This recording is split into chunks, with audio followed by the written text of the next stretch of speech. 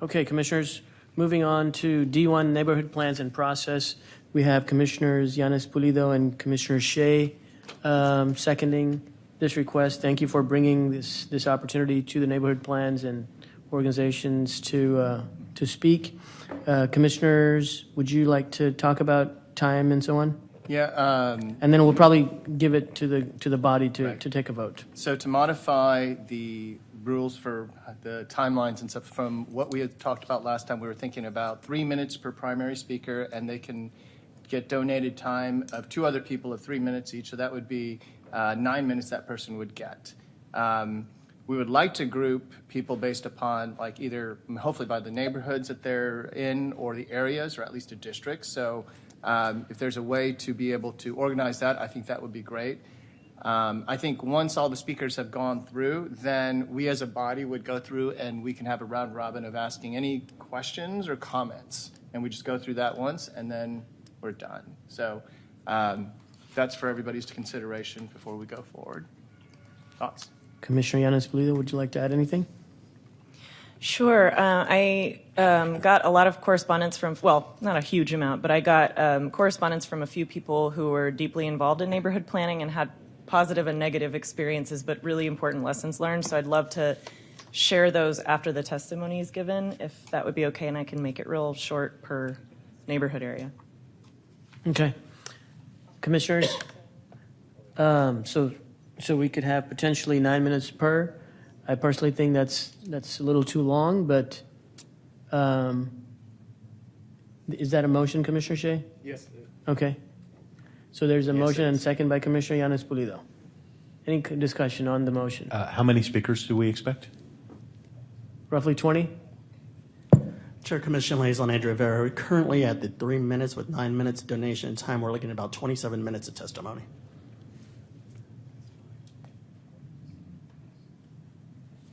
Any other questions? Okay. All those in favor, please raise your hand. Any opposed? Okay, that motion passes unanimously. All right, do we have cards or are we just perfect?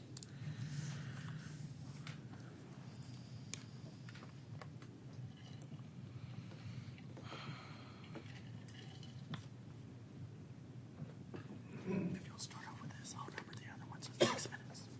Okay. All right, first up we have Mary Engel. Time donated by Ronald Sawi. Is Ronald here? Thank you. Come on up, Miss Engel. You'll have 6 minutes.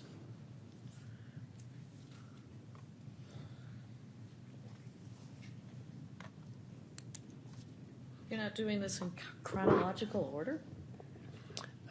Just in the order of the cards that I'm receiving, so you're up first. Darn, I signed last.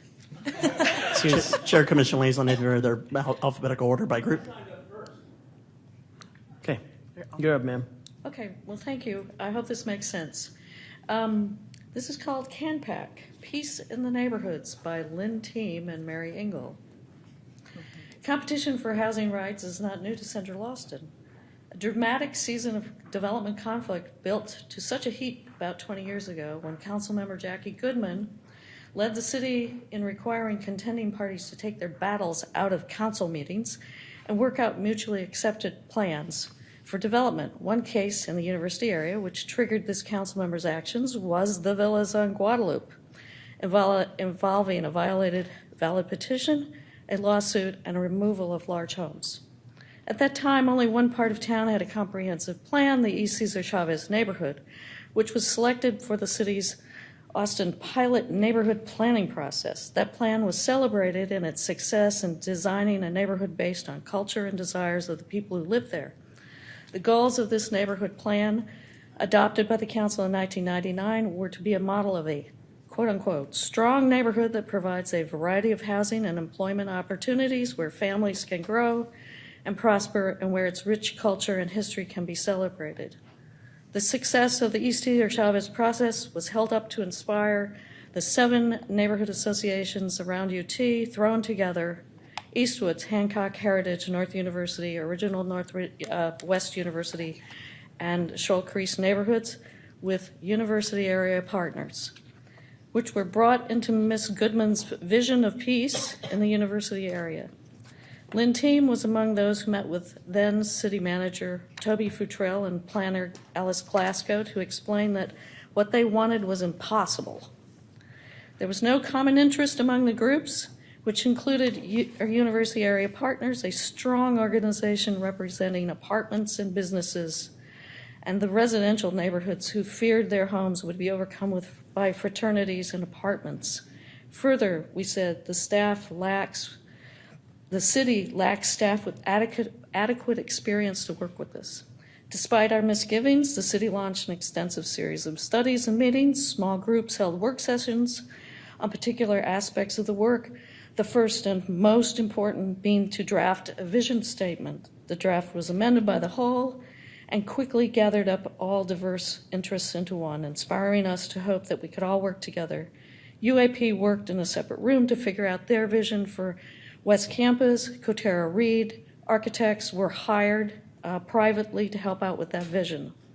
The height map was built they prepared a height map for West Campus, and it had built-in compatibility, which stepped down to the edges of two embedded neighborhoods, Shoalcrest and Owona, in West Campus, as well as towards 29th Street, the northern neighborhood heritage.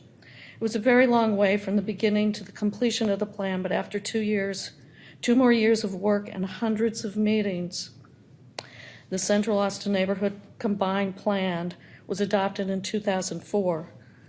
The final goals read, the Central Austin Neighborhood Plan shall preserve the historical character and integrity of single-family neighborhoods. It shall allow multifamily development and redevelopment in appropriate areas to reflect the historical nature and residential character of the neighborhood. The plan will address the needs of diverse pedestrian-oriented communities and provide safe parks and attractive open spaces. The plan will foster and create compatible density in areas that are appropriate for student housing. New development will be appropriately oriented and scaled relative to its neighborhood in the combined planning area. Turning that vision into a functional, detailed, codified plan took more than 2 years of tedious labor. Dozens, maybe hundreds of people worked countless hours to weigh and negotiate options for height, setbacks, streetscapes, design elements, parking, current and future land uses. We wanted to increase the supply of housing near campus to create a dense urban neighborhood community for students. Many of them were being bused from apartments on East Riverside. Because the 1984 building code restraints had limited the supply of West Campus housing, creating high rental prices, some investors and owners resisted adding to the supply. It was ironic that the opposition to the increased density did not come from the single-family residential property owners. It came from the multifamily property owners who resisted competition. The members of CANPAC, a team formed 2 years before the plan passed, met with dozens of property owners, showing them the potential benefits in the plan without the assistance of the city. The creative use of property-specific zoning details made it possible for single-family property owners to welcome density because it was buffered and graduated along the edges. The most innovative element was the University Neighborhood Overlay, which you all have known about, an opt-in provision for landowners that offered incentives for taller buildings while requiring certain design elements and setting aside a percentage of units as affordable housing. It's the most successful affordable housing program in the city at this point. When the plan was completed, it was adopted by the city in 2004 in August. We firmly believed it was impossible. What we firmly believed was impossible was accomplished. Okay, never mind. May I make one final statement? Final thoughts, go ahead. This is long-winded, sorry.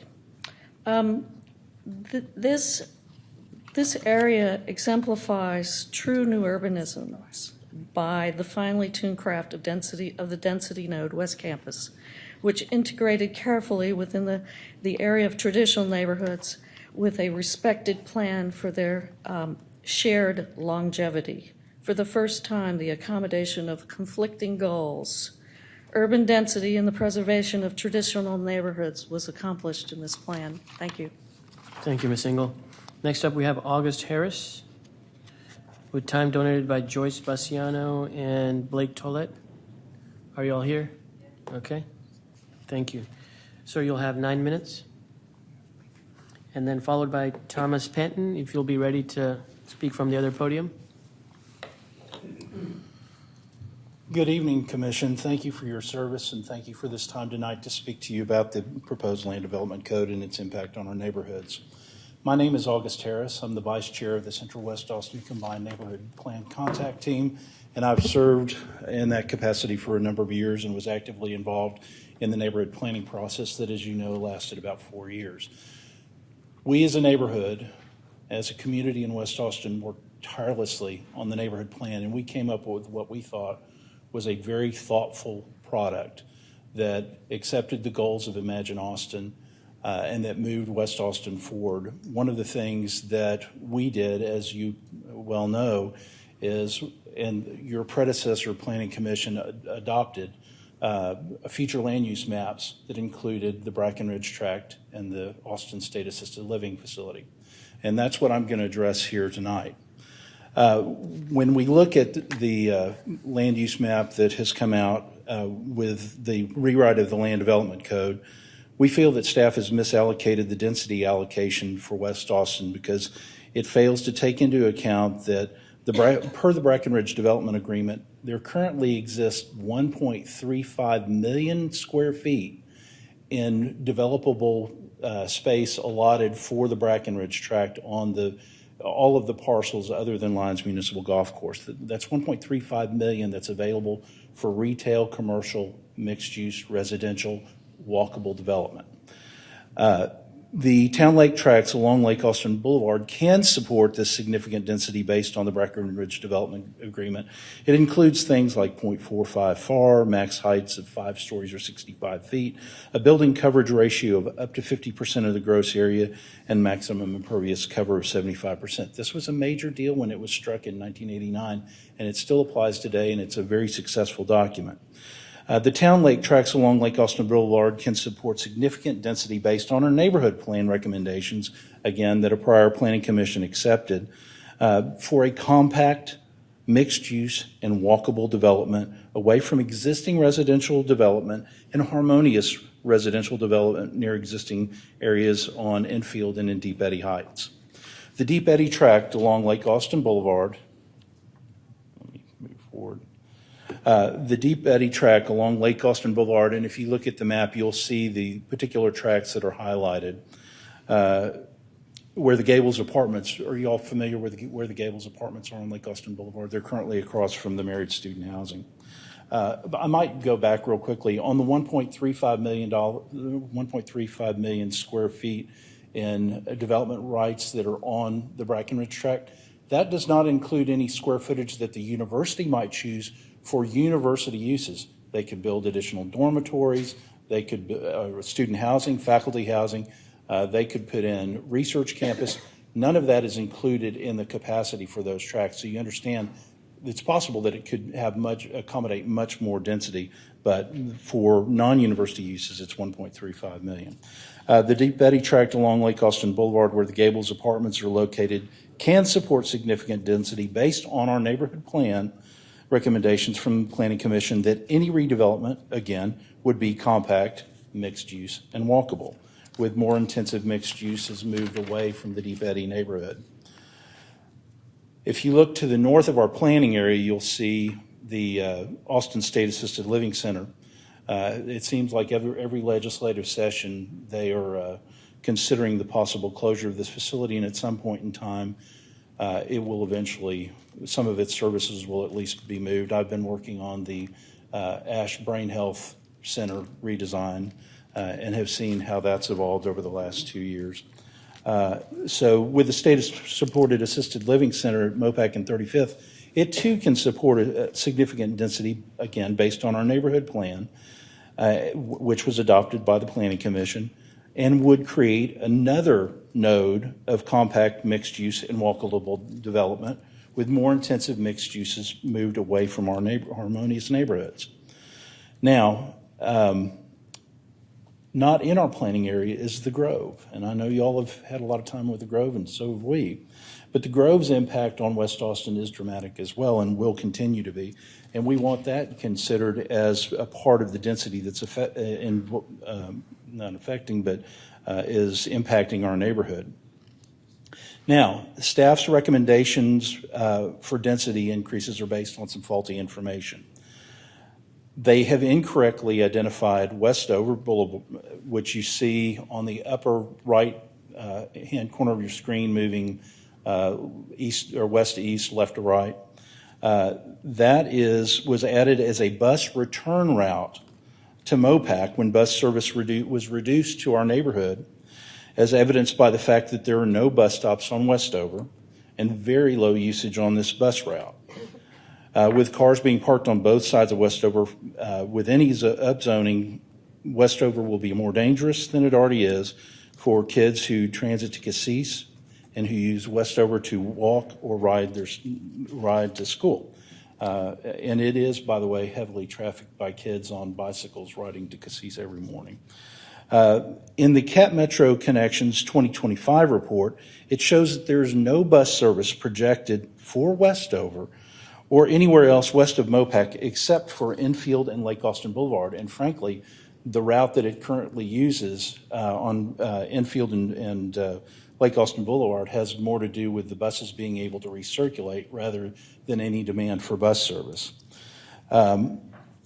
The Westover and Exposition have no bus routes planned for the 2025 report. These lower level current bus lines may change or be removed.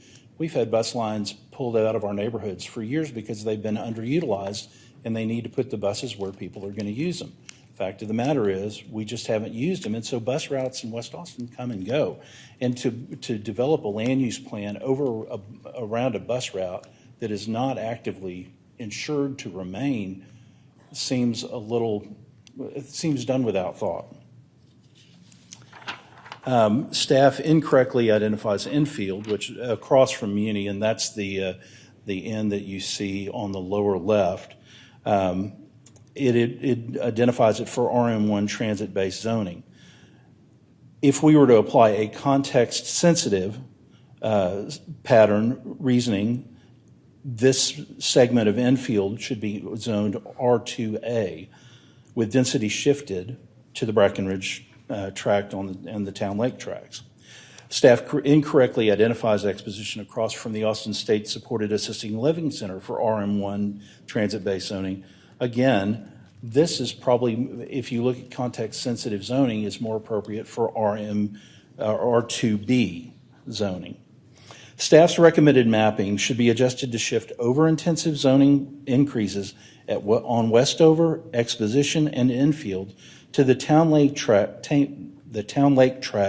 the Deep Eddy tract, and state-supported living center tracts, since they will be developed, and failing to account for this effectively doubles the density increases for West Austin.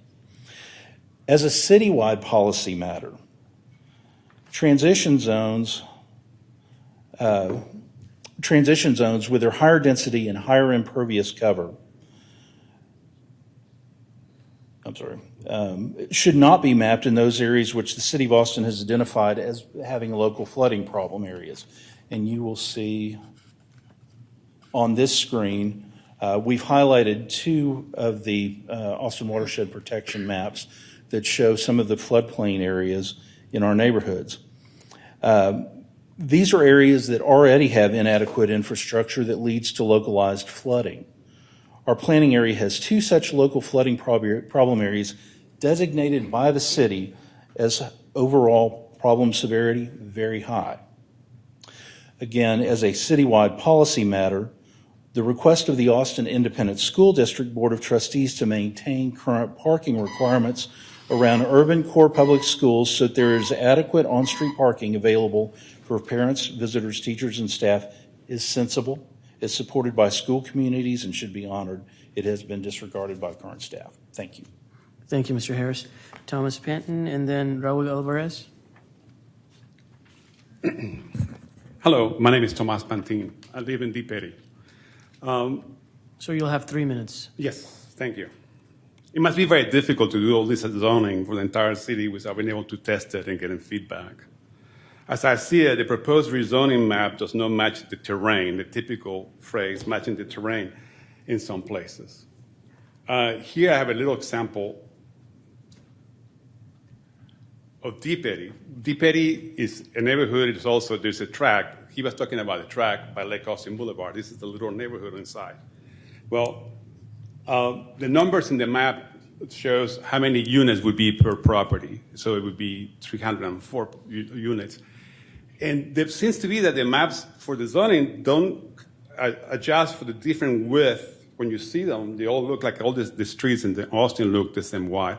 These streets are very, very narrow. In fact, that's why I marked those little dotted lines. In this neighborhood, we have an overflow from Magnolia Cafe, Thunderclouds, and also all the music events. And the police doesn't, well, actually for ACL they do, but they normally don't enforce any kind of parking. They don't enforce it. It is already very difficult to go through those streets. I live in the Deep Eddy Street itself.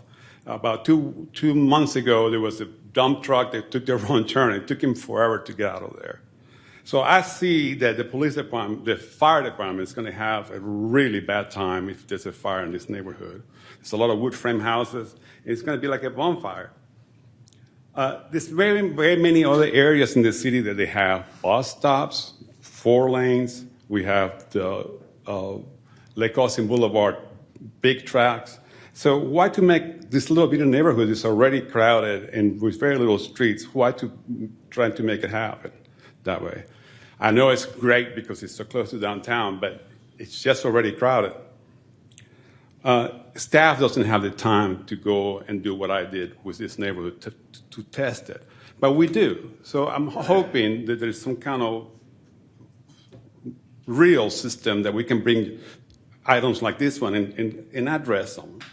I'm not trying to cry. I'm not trying to cry wolf, but it is true, and I could demonstrate it to you. If it's somebody from the city went over there and looked at it, would say that probably I do have an argument. So I don't know if there's some kind of format that we could bring these things to you because we know our neighborhood. I see a very big discrepancy from something that you can do on a computer and when you get to the terrain. Thank you very much. Thank you, Mr. Benton. Raul Alvarez, followed by Daniel Yanes.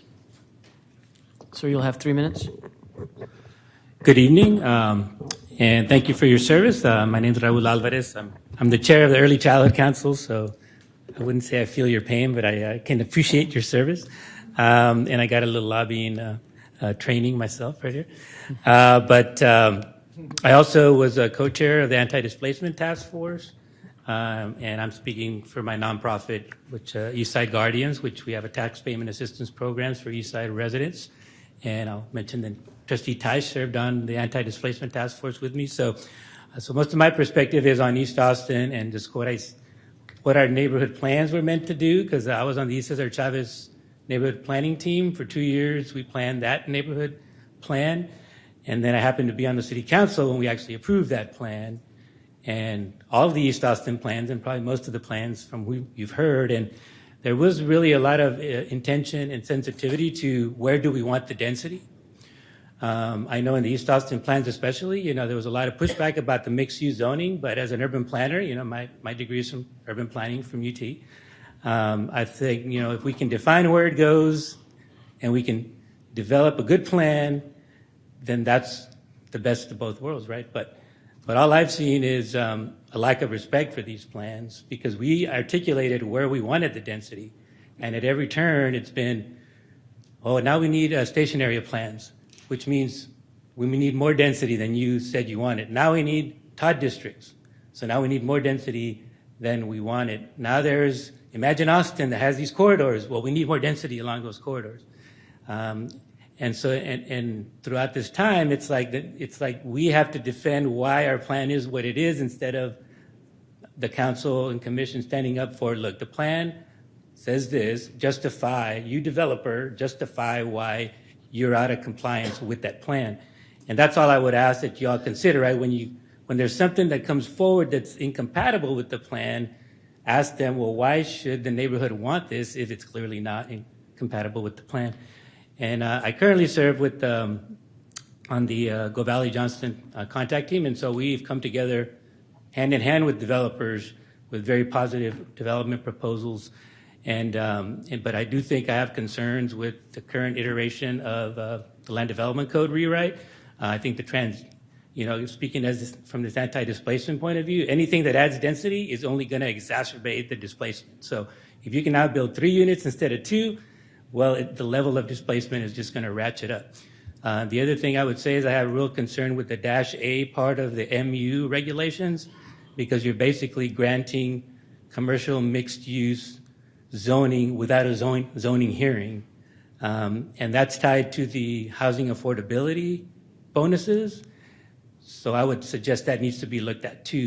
All those I think are problematic from a displacement point of view, and I would ask that y'all consider those things. Happy to answer any questions. Thanks. Thank you. Daniel Yanes, followed by Ana Aguirre. Mr. Yanes, you have time donated by Chris Allen and Gina Allen. Are you all here? Thank you. You'll have 9 minutes, sir. Thank you very much. Thank you for your service as well. I'm Daniel Yanes, and I chair the Go Valley Johnston Terrace Neighborhood Contact Team. So did you hand it to him? Yeah. So what's going around is a timeline that I made up. I thought this was about the history of contact teams, so here I am. So the Go Valley Johnston Terrace Neighborhood Contact Team is the reason we have contact teams. There were not contact teams before my group. So if you look at this paper, I'm going to talk about the history of Go Valley Johnston Terrace. It started in the mid-'80s during the Austin Plan exercise. And like Code Next, Austin Plan was not adopted, but approximately 200 individual neighborhood association generated plans, keep in mind this says neighborhood plans, were adopted as part of the Austin Tomorrow Plan in the mid-'80s. Then the city decided to do combined areas, and that's where we are today. So in 2000, the Go Valley Johnston Terrace Plan was the third one through the gate.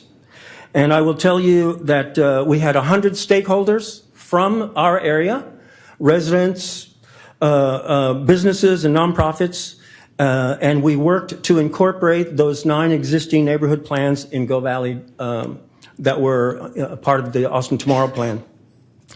Immediately, we had conflict with city staff. In the first meeting we had, stakeholder groups wanted to use the existing neighborhood plans, and city staff wanted to throw them out and start from zero. We had 3 votes in our stakeholder group. This was our first vote. We overrode staff. And so we started working from those 9 plans. The second vote we had was to keep city staff attempted to prevent a stakeholder from our community to be part of the process. Our second vote was to override city staff. Their third attempt, so our third vote was to not vote, but to operate from consensus. And that's how we operate today, by consensus. I can tell you we've had a lot of resistance from the city about that. So in 2001, we went for a year and had a lot of conflict with city staff. In 2001, we had to file racism and ethics complaints against the director of the planning department. We had an impasse for a year. In 2002, the city council removed the planning director and the assistant director, and they supplied us with what I call friendly staff. One of them is right here today. And we finished the plan. In 2003, it was adopted. Once our plan was adopted, to disband the stakeholder group, and we decided that we would stay together and monitor and make sure that our plan was implemented. So we came to the Planning Commission, just like I'm coming to you here, and the City Council, and declared that we were going to stay in the process. And that's why we now have contact teams, because we refuse to disband and we follow the process. Approximately somewhere around these are approximate dates for me after this, because I'm not sure. Sometime around 2005, the city started calling us planning teams instead of the review committee, because they were doing combined area plans in other parts of the city. Eventually, we were called contact teams. We were asked to create bylaws. because by now there were several contact teams around town. And every time that a plan was finished, city staff tried to disband them. I would go to them and say, stay together, and they did.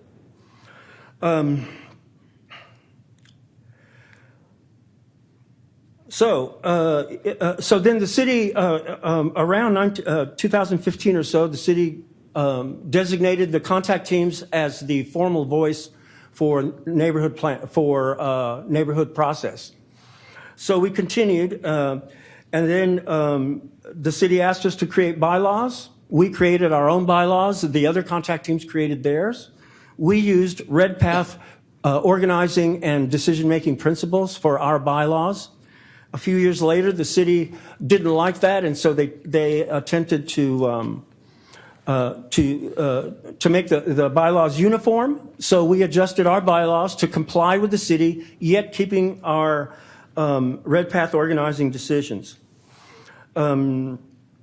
So then, since 2003 up until now, we have the contact team has negotiated 33 out of 37 plan amendments as win-win situations. We probably have the most plan amendments in the city, and we have the most success rate of creating something that would not run over our neighborhood. Now, those other 4 are tending to run over our neighborhood. I want to say to y'all that the contact teams and the notion that we call, say, neighborhood plans come from the principle that the population can participate in government by assembling and petitioning. So neighborhood associations, that's what we are. We're a fundamental constitutional element. So the contact teams seem to be something else, but mine is still based on our neighborhood plans from the 80s. That means hundreds of people's wisdom from our neighborhood created our plan. And just like Raul said, we are asking you to use our neighborhood plan as a guide going forward with the new land development revision. So if you want any, I'm open to any questions if you want to ask me. Thank you very much. Thank you, Mr. Yanis. Ana Aguirre, followed by Tony House. Ms. Aguirre, you have Robert on Cami Cove. Okay, thank you. And Andrea Kibbe. Perfect, thank you. Ma'am, you'll have 9 minutes. Thank you, Commissioners. I really appreciate the time and you taking the time to visit with us about this. My name is Ana Aguirre. I'm the immediate past chair of the Southeast Combined Neighborhood Plan Contact Team. And so talking with you about the purpose, the history and the purpose of the contact teams. Oh, before I forget, I'm also a Zoning and Planning Commissioner. I'm not here in any way representing or speaking for the Zoning and Planning Commission. So I want to make sure I say that. I provided each of you a copy. I started working on this, and as I started working on this, I realized that we do a lot. Our primary purpose, the way we see it, and I had to contact some of the original people that were involved. I moved here in '92. The contact team was created in 2002. We see the purpose as being we're the only avenue to have a consistent community input that has existed that includes residents, land and property owners, businesses, and neighborhood organizations. We do have a 10-1 districts, but the neighborhood contact teams, we are the ones that do the advocacy within the city. We also represent, for us, our contact team is unique in that we have 2 school districts. We've got Austin Independent School District and the Del Valley School District. So when we're talking about families, we have to take those into consideration, both populations. We recognize our areas growing differently, growing immensely. Del Valley is a little bit unique to the Dove Springs area, which is where which is where I live. So we've got an established neighborhood, and then that area that is expanding and growing, quite a bit. What we need are grocery stores. What we need are schools. We have our Southeast Austin area does not have a high school. Our kids get bused to West Austin, and that is something that we continue to deal with. We also need businesses. We need doctors. We are all volunteers. We don't get paid. The printing and so forth, when I'm making agendas, I make them. I make a list of the cases that are going before the group, outline them, I'd let them know this one is up before the Planning Commission on this date. It's an action item, or if anything gets postponed or anything like that, keep them updated. On the back of the page, I'll let them know these are the new cases that are coming up, that have come up, since our last meeting. So we do that. No compensation. We do have term limits. That's why I'm the immediate pastor. We're trying to find somebody. I think they realize how much work this is, and we're not having anybody to step up to the leadership piece. And that's difficult. We also are a little bit unique because of the catastrophic floods that we experienced in 2013. We were challenged to have enough resources that were provided to the community from the city staff. So one thing that we did is we expanded the membership to include all of 78744, not just the neighborhood plan contact team area. So we have those individuals that live or own property within the contact team area, and those individuals are the only ones that can vote on zoning and flum cases. If they're outside of that area, they cannot vote on those decisions because only those individuals that live with the consequences should be the ones that have a say-so in that. We coordinate with other contact teams. We're talking about a creek, a Williamson Creek walking trail from Oak Hill all the way to hopefully McKinney Falls. We've got the Dove Springs Advisory Board, Dove Springs Proud, River City Youth Foundation. I've touched a little bit on some of the process that we follow. When I get the notice, I'll let the membership know. It gets put on the agenda. Sometimes we have to have an emergency call meeting. So that's when he talks about zoning and flum changes or amendments. Now, site plan reviews are a little bit different. We understand there's not much we can do. We don't have much of a say-so in that regards. But we did run into a situation where one developer was going to put an adult-oriented business, which that property was zoned for that, and that business was going to be really close to a daycare. So that's when we went, hold up. We know that the zoning allows this use, but we are not okay with that. And we were ready. And we invited the agent to meet with us. Agent never responded, but permit eventually did expire. We had a new agent, new applicant, and that person we worked with, and did that. And so we now have apartments that are going up in that area. So we're very happy to have apartments instead of an adult-oriented business in that area. We also do things in neighborhood surveys. City staff work with us. We usually have, nearly always have a representative from Mayor Pro Tem Garza's office come to our meetings. So we really appreciate her staying in touch with what's really going on in the community. The issues that we encounter are environmental issues. We're a food desert. We've got urban roots. They're pending being located within the contact team area. Again, an area that was initially zoned for industrial use or commercial use, but we're glad that we were able to work something out with Planning Commission and City Council. We also advocated for and got a public health facility thanks to the bond election from last year. So that's something that we advocated for. We're very involved in that process and doing that. Affordability, we know that's a challenge. There's no real good answers for us. We're a lower socioeconomic area. We need low income restricted housing. That's what we need. The affordability that we hear people talk about is not real for us. What we need is low income restricted housing. We also worry about gentrification. We're afraid of that. Our firsthand experience is the flood that happened in 2013. The people that used to live there, we lost close to 1,000 homes. Nearly everybody had to move outside of Austin. They could not afford to stay in Austin. So it's real. When people talk to us about we're going to put affordable housing, we know it's not real. So once we see the numbers, once we see that it's actually income restricted, that's when we know it's real. We also talk about, sometimes we get involved. There was one opportunity, an agent wanted to put in housing in the industrial area. Unfortunately, fire department alerted us to there could be chemical hazards that are too close proximity to a residential area, and they did not recommend it. Of course, we didn't just accept the fire department's response. We asked to meet with them. We wanted to know, tell us why, because we want housing. We need a good reason to say support you. They met with us. They answered our questions, and then, of course, we got a long list of all the chemicals that are in that area. So then we had totally understood, totally supported that recommendation, and we're looking forward to working with that developer on other options that would work in that area. Things that are public safety issues for us, flooding, big one.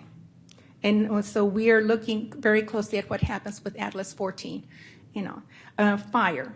So we even did a resolution to City Council advocating for additional fire stations in the area. For in the rural, what's outside of the urban core, we've got the growth that's happening, but we don't have the infrastructure that's needed to support that new growth that's coming. So we advocated for that. We have a traffic committee. We work with GABA. So traffic issues that we come up against, there's one little school, the way that it's designed, children could easily get hit. And we're working with the transportation department to meet with us and continue to work towards a solution. 2 students at Aikens High School, they were struck by a car. We didn't have to ask if they were residents of 78744.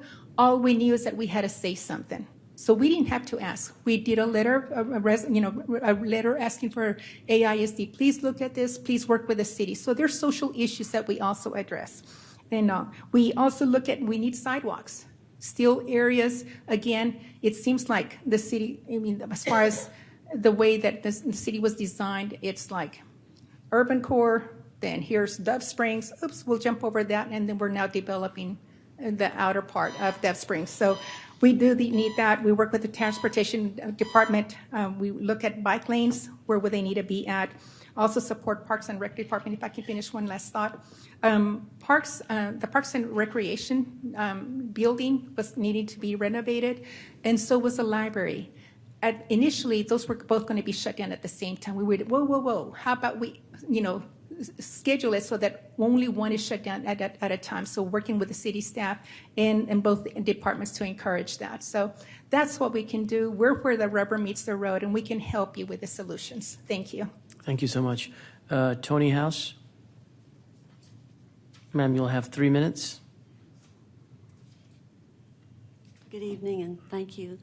My name is Tony House, and I live in the Riverside NPA, which is the smallest acreage-wise of the 3 neighborhood planning areas that comprise the East Riverside Old Wharf Combined Neighborhood Planning Area.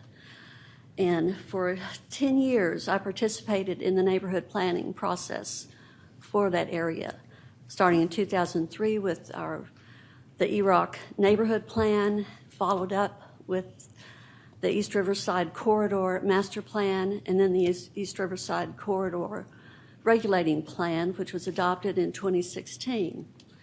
And I'm here because I do not understand the city's rationale in ignoring our neighborhood plan with the new land development code proposals. The primary goal of our neighborhood plan, due to the lack of single-family zoning, we have precious little left in that 3,300-acre area, is very minimal. And our primary goal is to preserve what little single-family zoning and preserve the characteristics of our few single-family neighborhoods. If you know anything about our statistics at all, you know that our housing stock is comprised almost exclusively of multifamily zoning. Riverside alone, my neighborhood plan area, is over 80% multifamily. Duplexes, triplexes, and fourplexes outnumber the single-family homes that are in the Riverside NPA. So I really don't understand why you are now proposing to take away even more single-family zoning and put it up against the few might remain single-family homes that are left in EROC, particularly Riverside and the Pleasant Valley areas.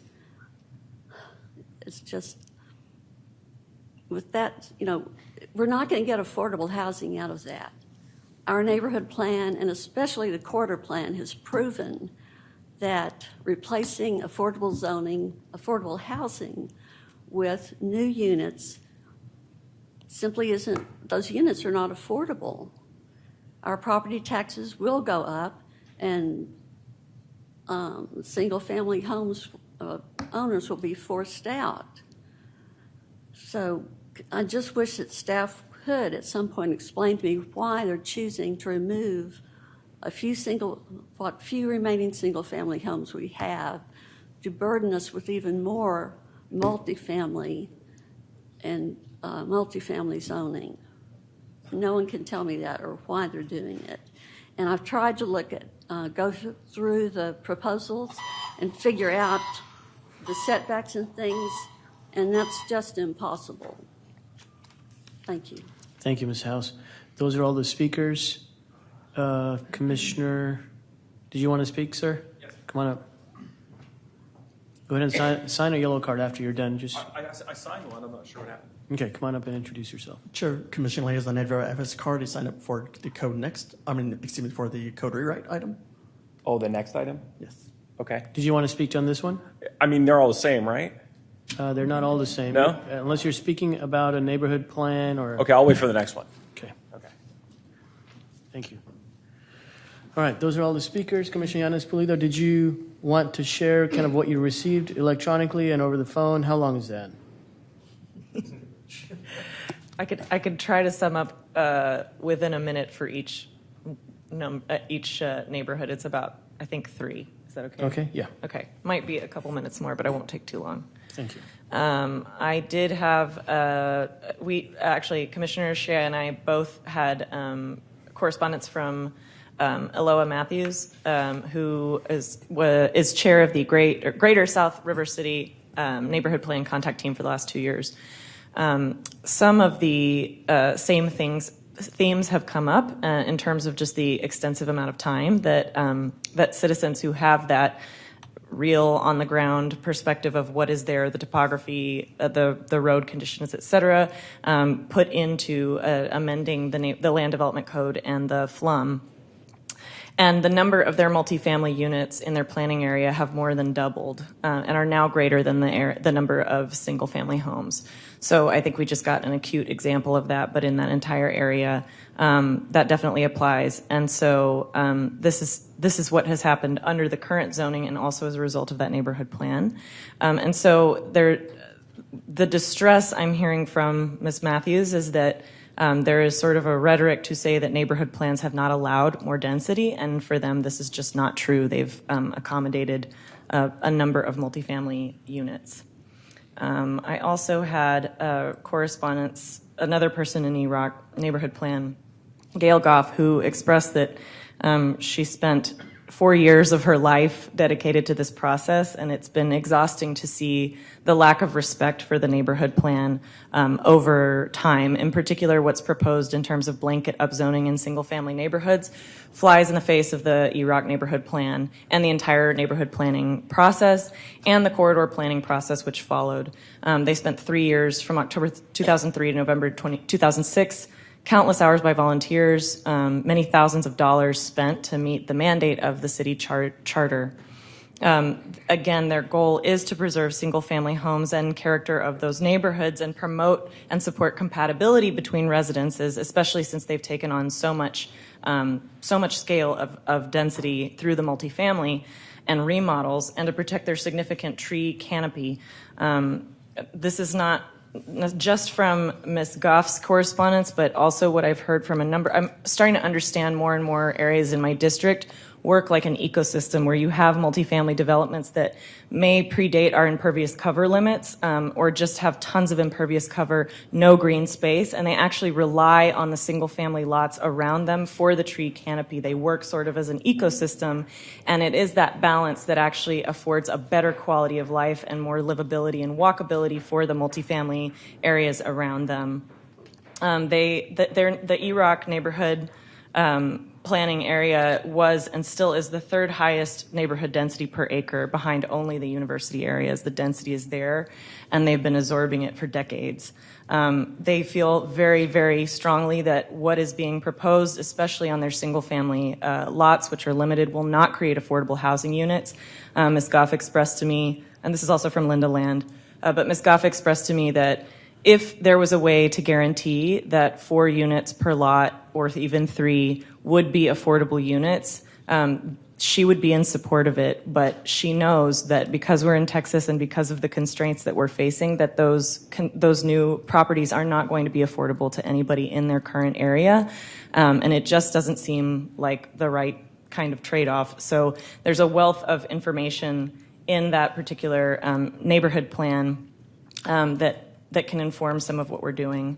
Finally, I have a statement coming from Brentwood neighborhood planning process. And when you look at the goals of their neighborhood plan and the process that consisted of over 20 meetings with the community, the plan was adopted in 2004. It's many of the goals that we are trying to achieve in Imagine Austin and with this process, which is to encourage a mix of compatible and appropriately scaled businesses, mixed-use development on major corridors, enhancing diversity of what's there, preserving locally owned small businesses, encouraging new ones that are walkable and serve the needs, focusing higher density uses and mixed-use development on major corridors, which is good planning process, and enhancing incentives for creative, aesthetically pleasing, pedestrian-friendly redevelopment, improving affordability of home ownership and rental properties. And they did adopt vertical mixed use on corridors to provide additional housing, and the provision that ADUs could be built with existing single-family homes. Duplexes were already allowed. Proposed an upzoning of a large tract of single-family zone property to missing middle, SF6, and it's still vacant today because in this neighborhood's experience, developers don't want to build missing middle on SF6. They continue to request further upzoning to MF5 and MF6. These folks plan the light rail station to support the light rail corridor. They have the Todd at Crestview. They wanted sidewalks and still don't have them.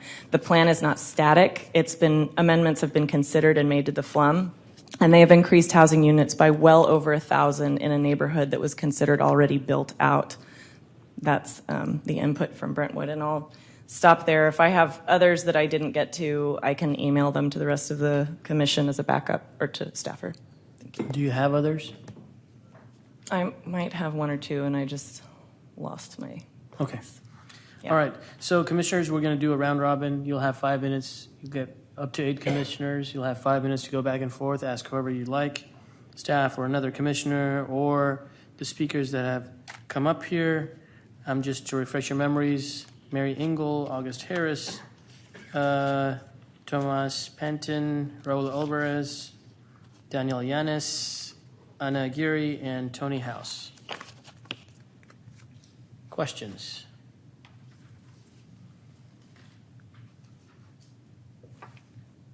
Commissioner Shea. So I guess I have more, couple things. I mean, there was a lot of talk about flooding, especially localized flooding, and I would like to actually have Mr. Holland to maybe come to be able to speak about that for a lot of the community members, because that was brought up as a consistent piece between a lot of the neighbors. So I would like to have him to come up, be able to address that, and if you could maybe just at least don't take all my time, Matt. Sure. We're very, Matt Holland with Watershed Protection. Sir, we're very aware that there are a number of local flood problems around the city of Austin. We do track those in our department carefully. The solutions to these generally are capital projects or smaller programmatic projects, but we do see that the code has a role to play in that as well. So how is the new code going to be addressing that when it comes to mapping? Because my understanding is that there are some places that seems fixable, some of them are not fixable. Some of them are incredibly expensive, millions of dollars of infrastructure that need to be done, but the additional impervious cover, the additional mapping of additional densities in those areas downstream to that specific spot area, I mean, how is that being taken care of so at least the communities can understand? Sure.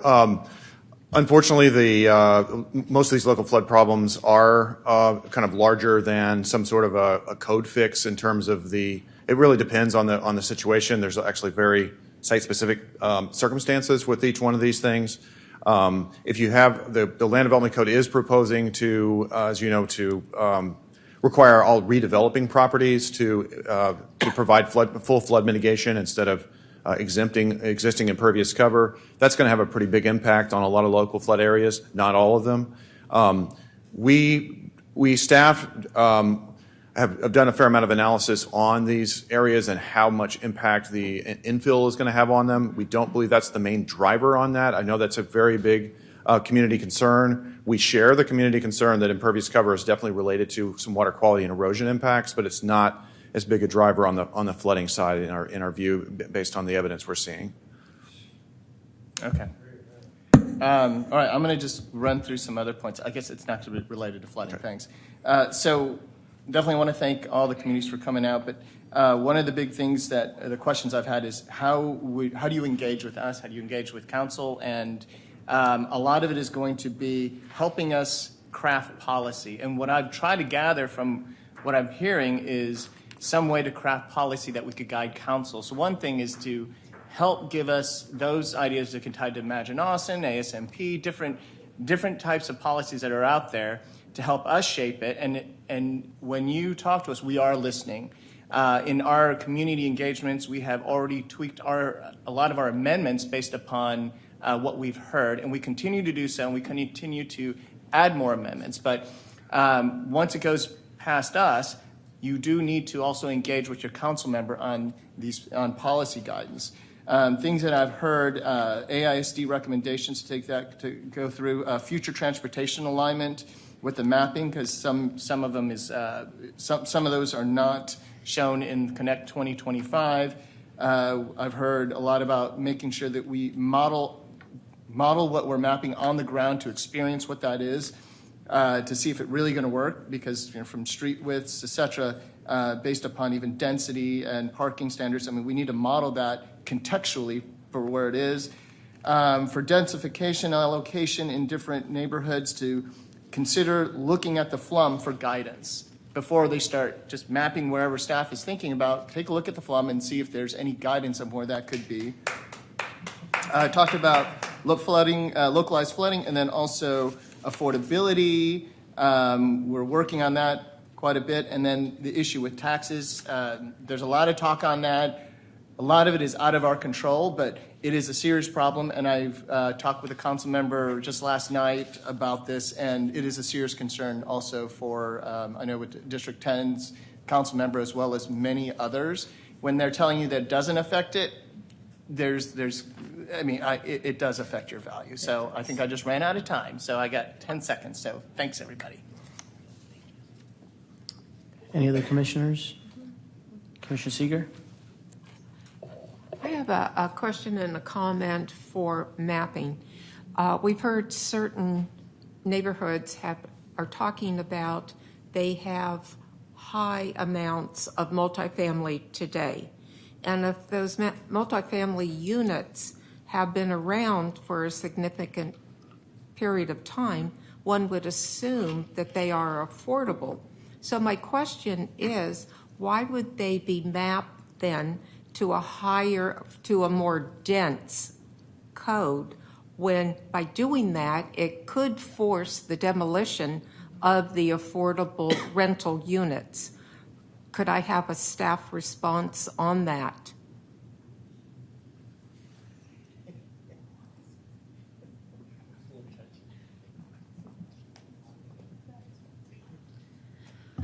Hello, Lacey Patterson, Planning and Zoning Department. I would like to clarify that the question is referring to the proposed zoning map that was applied or put out on October 4th?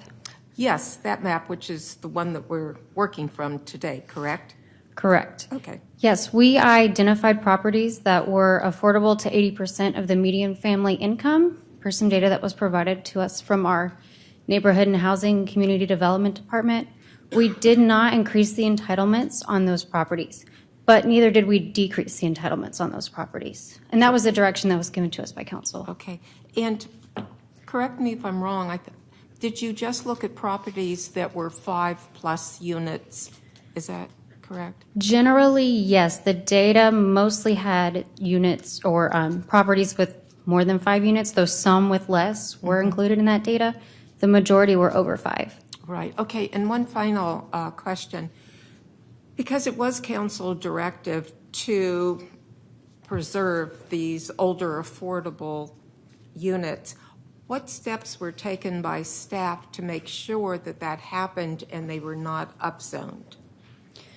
So as I mentioned, we were provided a list of addresses. So before releasing the map, we reviewed each address to ensure that the properties were given a comparable zoning designation or maintaining an F25 zoning designation if there was an F25 or NCCD on the property currently.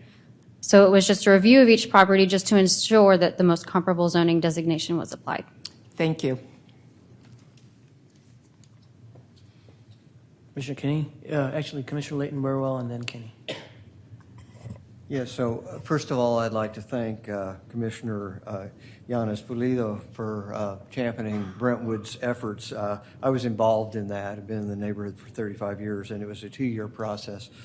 So one of the things that, and it's continued to be a very vital process for new development in our neighborhood, we found that older equals more affordable. Nothing new that has come into our neighborhood has been more affordable than what was there previously. And we have missing middle zoning that has sat fallow since we adopted the neighborhood plan 15 years ago. So if there's such a demand for missing middle, we're wondering why those lots haven't been developed.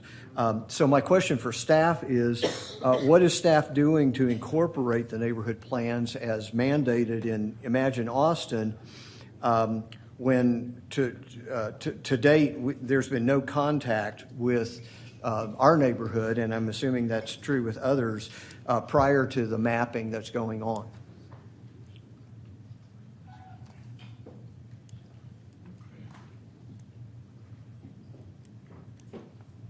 Don't everybody run up here at once. Ask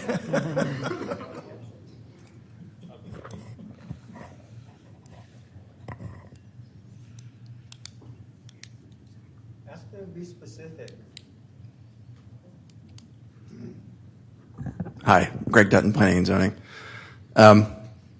So council's direction did not include anything about neighborhood plans, and but the zoning that you see in the draft map is comparable, as Lacey said, to the current zoning that we have today, which itself is often very similar to what is included in future land use maps.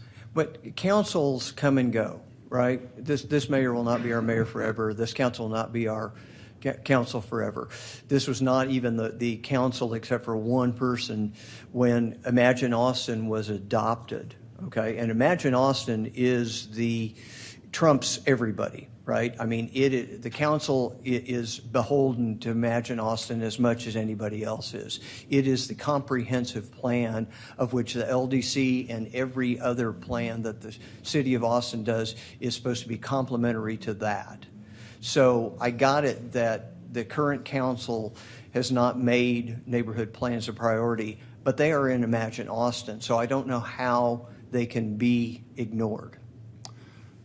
You're right. They're amended to Imagine Austin, and council's focus and their direction with regard to Imagine Austin were those corridors and centers that they directed staff to look at for the transition areas. Yeah, but this isn't a buffet where you can pick and choose the things that you want. I mean, one of the things about doing a new LDC was to create more affordable housing, and it's been admitted by staff, you guys, that it's not creating the affordable housing that it's supposed to. But we're continuing with the overlay of this on neighborhoods that have vital plans that have been adding a lot of density already, and that seems to, there's a disconnect, I guess.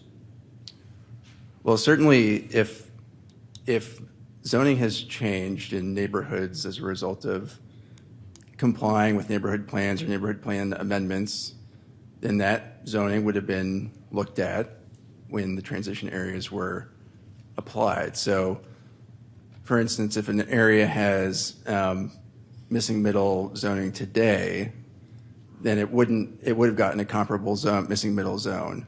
In other words, it wouldn't have gotten a zone on top of the existing zone beyond missing middle.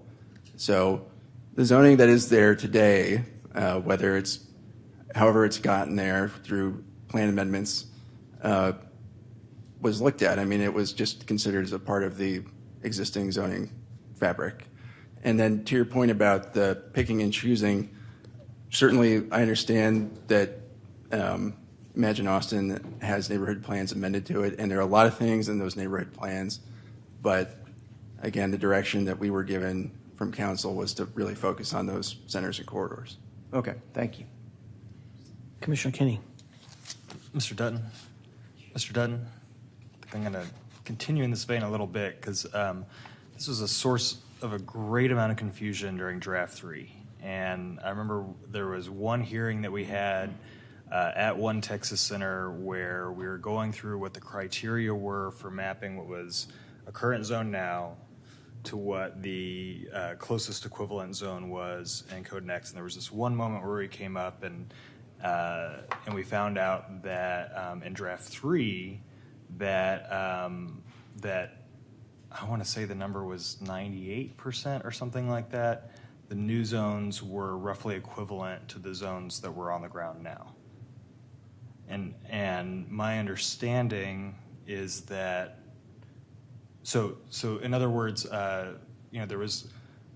we heard a lot of the same rhetoric that the draft 3 map was ignoring neighborhood plans, but it turned out that actually the draft 3 map was the existing zoning with some changes to the zones that were roughly equivalent to what was on the ground then. Am I remembering that correctly for draft 3? I believe that's my recollection. Right, because I remember I went through a couple of neighborhood plans, actually of some people here in the audience, some of them over the phone, and we talked about, and we actually looked at the map, and for some folks it was looking at the map for the first time and actually saw how it was equivalent to what was on the ground. Now, the direction that council gave for this draft was to, once again, take the equivalent to the map that's on the ground now, and then to apply targeted changes, and those would be the transition zones. Right. And what percentage of the map are the transition zones?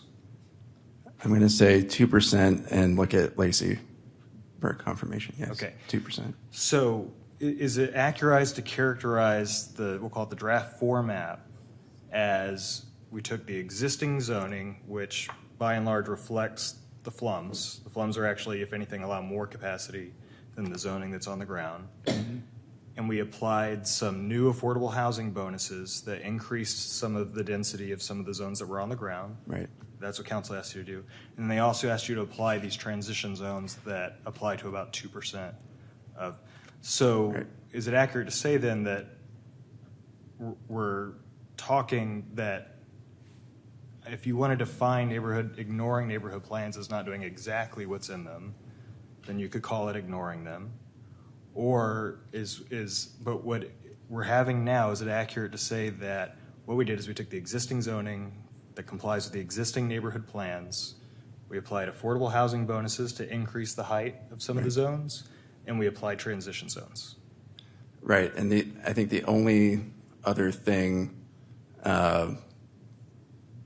which is similar to the affordable housing bonuses that were added is that the Dash A was added to existing commercial properties. An affordable housing bonus to allow housing in the commercial zones was also added. So I just want to be clear then that the basis for everything that we're doing is the existing zoning that by definition complies with neighborhood plans, and that we have applied specific treatments at the specific direction of council to those, but that by and large, everything that's on there is the existing zoning, which is in compliance with the neighborhood plan.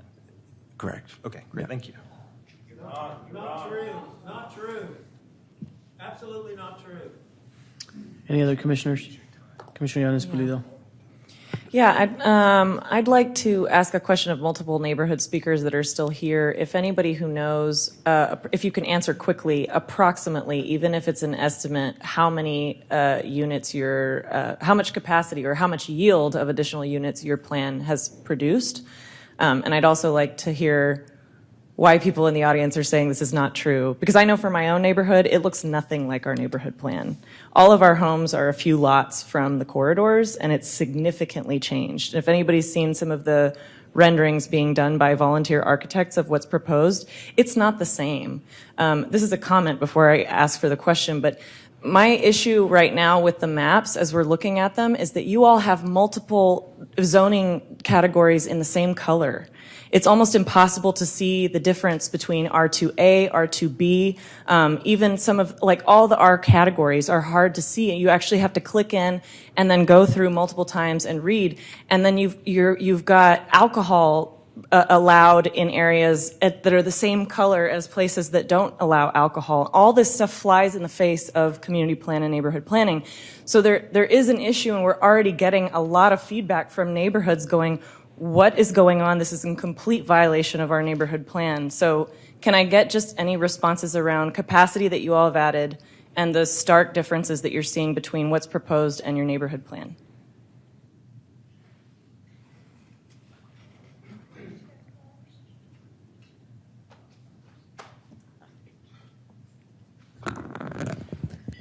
I'll take a stab at this first.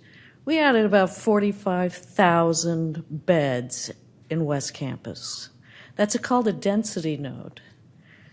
In my particular neighborhood, we have over 90 multifamily apartment buildings.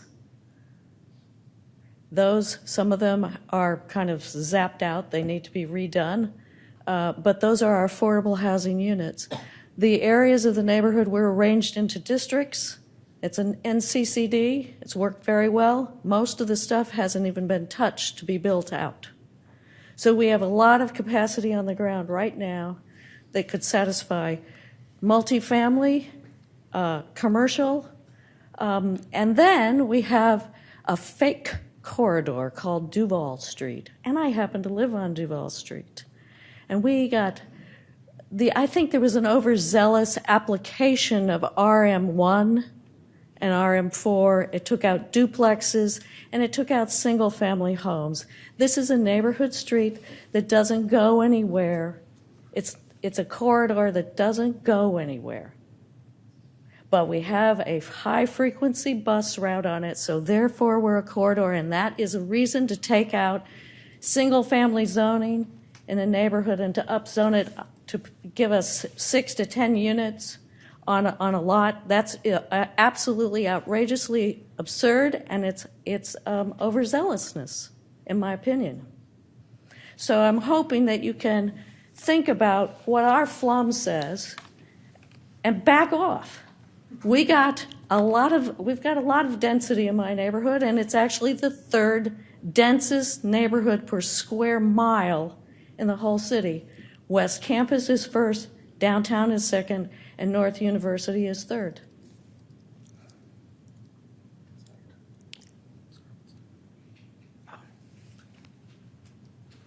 Oh, yes. Well, I mean, again, I think, my issue with the comment about zoning staying the same is that if you cannot build 3, 4, 5, or 6 units on a single-family lot, that is not the same zoning. So I do take issue with that representation. And again, it's almost, for me, I look at my map of our neighborhood, Go Valley Johnston, it looks like almost every street is a corridor. So now add a block and a half of this transition zoning, and all of a sudden, again, it's going to get wiped out. It's being wiped out right now with duplexes. So if you can build 3, 4, 5, or 6 units, it's going to even happen even faster. And again, when you have more entitlements, the land is worth more, the property values go up, the taxes go up. Now, in terms of the Dash A, again, I think is very problematic. Again, I think, what that does is it gives the developers or the owners of those properties the ability to do vertical commercial mixed-use zoning without even needing to come here. If they meet that very minimal affordability criteria, then they can, in the MU5, you can add 56 units per acre, and you can add 30 feet to the base zoning. So you could have a 90-foot building, 100 units an acre, and you're going to get 10% of the units at 80% of MFI, And again, in the Go Valley Johnston plan, we probably have 10 or 15 of those kind of tracks, right, that could do that. 200-300 units times 10 or 15. You're talking 4 to 6,000 units in just our neighborhood alone, and we've already absorbed a lot. Not as much as Cesar Chavez and Holly. So just look at those corridors: Cesar Chavez, 5th Street, 4th Street, 6th Street, 7th Street, and I would argue we've probably absorbed more housing units than almost any neighborhood. So. Thank you. Any other commissioners? Yes. Commissioner Seeger? Chair, Commission Liaison Neighborhood Seeger's second turn. Okay.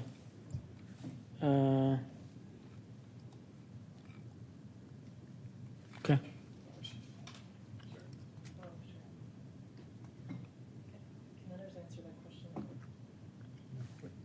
If someone else asks the same question, yeah. Why couldn't I comment then? Did you already ask a question? I asked a question about upzoning, but not on the neighborhood plan comments. I'd like to answer Ms. Pulido's question. If another commissioner asks a question, yes, you can.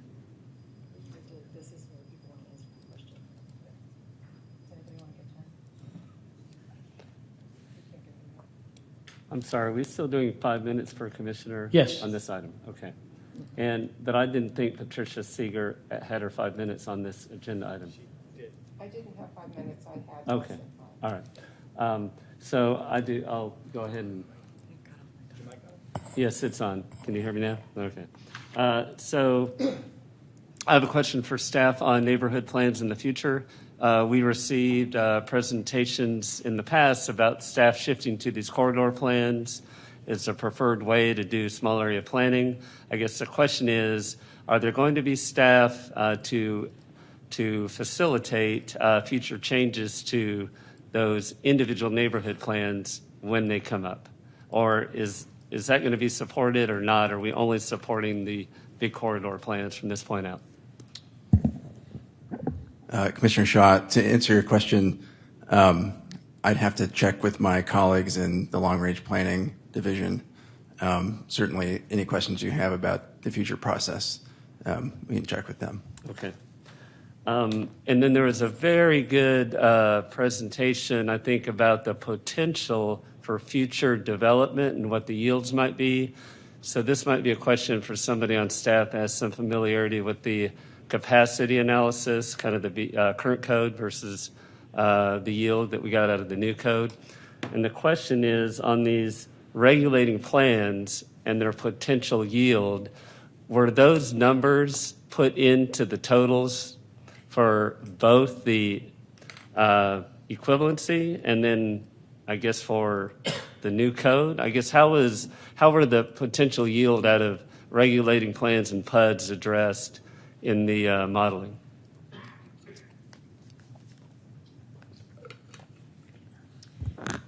Hi. Yes, the numbers for the TODs and the regulating plans were estimated for both the previous equivalency numbers, the today's numbers, and for the housing capacity numbers created for the proposed code. Would they be essentially the same, more or less, and so not much change with those plans? I'd have to get with our consultants who have the data on that. We will be releasing the data, I believe soon, Okay. so that it'll be available to the public, those numbers, but I can't confirm the exact details on that at this moment. Okay. So if you have a state property that hasn't been developed yet, then there was probably nothing attributed to that site with regard to potential yield because it's not a formal plan as of yet. Is that true? State properties that aren't in the city's hands but may potentially be turned over or developed, I mean, those aren't really accounted for as future yield. That's a good question. I'll have to get back to you. Okay. That's a question for our consultants. Okay. And just from going through the neighborhood planning questions, I was very frustrated in the third draft that neighborhood plans, while in Imagine Austin are given kind of preference, in draft 3, they were subsidiary to zoning. And so that was a frustrating thing for me as well. But I think it's been tough, but I do look forward to the corridor level planning that staff proposed. I think it did, in a way, made reference to the neighborhood plans, that they would be brought into that corridor planning process. But I just wish council would move forward and adopt that and maybe give us some certainty as to how neighborhood plans are going to be handled in the future, because I think everybody's wondering what's going to happen with them. Lastly, just to comment on the equivalent zoning, I think the draft 3 was close to equivalent. I think there are a few things different about this time. Just responding to Commissioner Kenny's analysis, I would just comment that there are SF2 and SF3 will look quite a bit different with the preservation bonus if people take advantage of it. There's a big FAR bump you get, so you can have pretty significant sized duplexes and preservation units. So that could change some of the neighborhood context. And also R2B is a new thing that we have that's been mapped in and around SF2 and SF3. So it will change kind of the landscape of our neighborhood. So there are some differences. And those are all of the questions I have. Okay, any other commissioners? We got 2 more spots. Commissioner Anderson.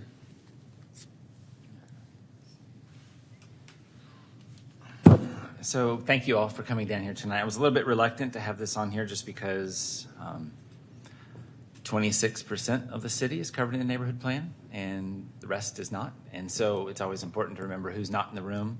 And then, of course, there's the 2016 audit by neighborhood or by the city auditor's office with the #1 finding that the city's neighborhood planning efforts are inequitable and have lacked robust and representative participation. I say that having served on the Dawson Plan Contact Team for 2 years. I was the vice chair. Interesting to know that if the plan were a person, we could take that plan out for a drink after this meeting because it's now over 21 years old. It mentions prostitution 16 different times in it. I work in Dawson. I don't know that there is anything going on down there that would warrant such a thing to be in our very old neighborhood plan, but having served on the small area planning committee, one of the reasons I wanted to get off of it is simply because the city identified the fact that it was going to take about 100 years to get enough plans to cover the entire city.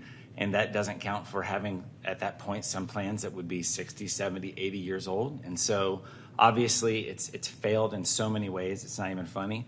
Understanding a lot of work went into it, understanding that they were originated in an at-large council. A lot of things have changed. We had a speaker come into one of our last small area plan meetings. He's also on a contact team, and he questioned why contact teams were still there. He's like, we always did this because we didn't have representation throughout the city. Now we do have district reps.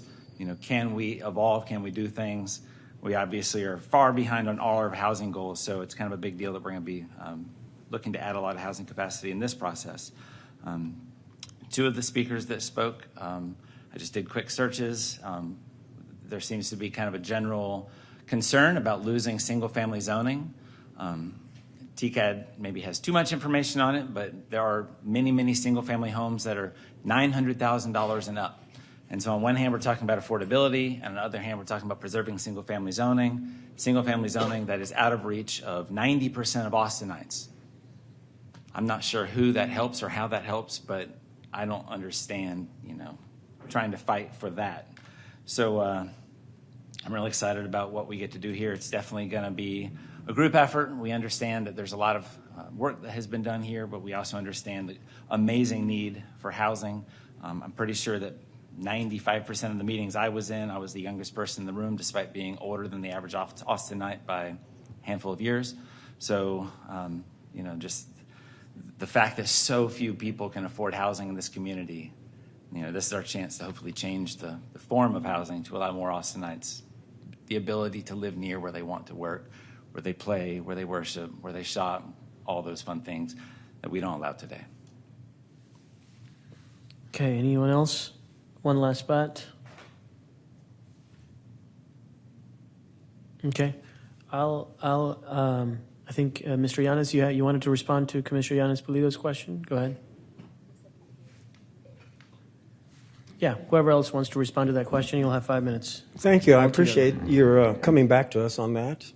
The thing about what has been built in my neighborhood, and I take issue with almost everything that you've said, and I'd love to have a conversation with you and have you walk around my neighborhood. It's an illusion to think that single-family housing is somehow a culprit. But anyway, just to answer the question, In Go Valley Johnson Terrace, there has been hardly any affordable housing, all the market rate housing. And actually, we've had probably, since our plan was adopted, maybe 500 units in our neighborhood. In the last 2 years, 1,200 more are slated to come online in my neighborhood. None of them are affordable. Not one, not single one. We have 200 units of affordability in the Think East project. And Guadalupe Development Corporation over the years has built approximately, this is off the top of my head, it's not a solid statistic, but I'm taking a guess, maybe 300 homes. All of them affordable, some of them single-family houses. It can be done. I will come to you next Saturday with a solution for real affordable housing. I also want to say that the reason that there has been very little affordable housing or even workforce price point housing that people in my neighborhood can't afford, is because this planning commission has been illegal for about 15 years, top heavy with developers who've rammed everything through, confused everything with the complicity of city staff to undermine our neighborhood plans. I'm telling you, my plan was created by people that live and work there and the people that worked there before. Go Valley Johnson Terrace, like the east side, is the reservation. We're going on 3 and 4 generations of being forced to live there. We made lemonade out of the lemon. And now white supremacy with this plan is coming over and East Austin now is hybrid East Austin. You want to see real affordable housing? Talk to me. Talk to us. We've got the solution. It's not up here. Thank you. Thank you for indulging me. Thank you, Mr. Yanis. Ms. Aguirre? Yes. Thank you. I'm sharing information from the Greater South River City Combined, which is Aloha Matthews. At neighborhood plan time, they went from 5,010 total single-family, multifamily units. Today, they have over 5,000 multifamily units alone. And in regards to affordability, if it was truly affordable to us in Southeast Austin, every single person from the lower Onion Creek area that was flooded out and removed from the city through buyouts, they would still be here. And right now, the way things are going, we can't stay here. If we lose that little plot that we have, that most of us, I'm retired from the state, all we have is pension. And if I cannot afford to buy my own house right now. But right now, a lot of my neighbors are worried about what's going to be happening to them along the transition zones, along William Cannon, the area that weeds into south of William Cannon that goes along Langford. Most of those are single-family homes. And because of the transition zoning that's happening, they're going to lose that. So I've asked, what is going to be the plan for those people that are currently there? The plan is for those people that are coming, but what about those of us that are here right now? And yes, I would like to visit with you about those solutions. Right now, I can show you people that cannot, and right now it's being made worse for us. Thank you. Thank you. All right, Commissioners, those are all the questions. Thanks, everyone, for showing up. Thank you for your testimony.